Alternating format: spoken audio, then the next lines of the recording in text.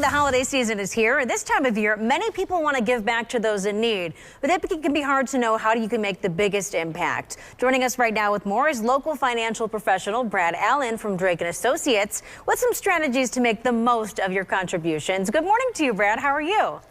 Good morning. I'm good. How are you? I'm doing well. Obviously, all of our segments for the next 2 months or so are going to be about holidays and saving and charitable donations. Brad, this is what everybody talks about, giving back this time of year. A lot of people are also talking about inflation. So how do those two kind of go hand in hand?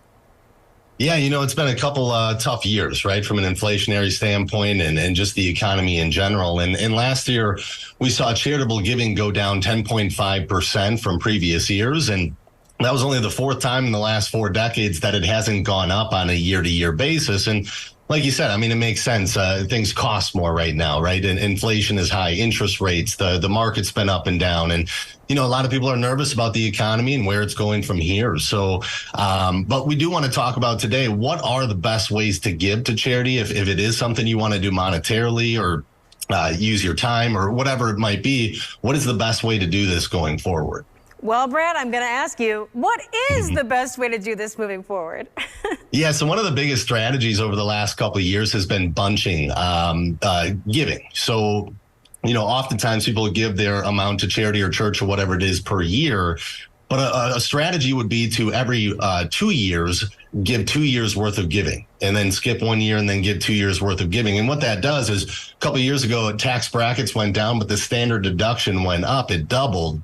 So it's tough for a lot of people to itemize right now and get over that standard deduction. So that's one way to do it, by bunching the charitable strategies every other year. That is a good strategy. So you want to sit down and make sure that works for you.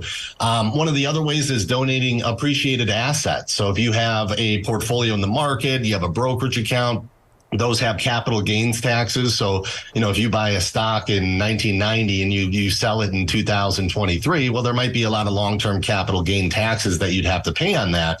But you can donate that stock to a charity and you won't have those taxes. You can use that as a deduction for the year, whatever you give to the charity. And if the charity sells that, then they don't have to pay the taxes as well. So that is a great way, if you have a portfolio in the market, to maybe look at giving in the future.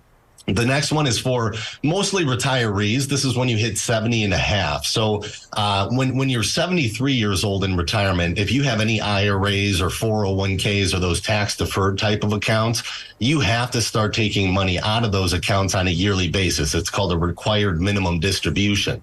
But one thing you can do is what's called a qualified charitable distribution. So as long as you have it go from your IRA to the charity or church, it'll count as an RMD for the year, but it won't count as income. So at 70 and a half, that's when you can start doing it. You can start taking money from your IRAs, which are fully taxable, right? You have to pay ordinary income tax usually when you take that money out, but you can send it to a charity that you don't have to pay those taxes.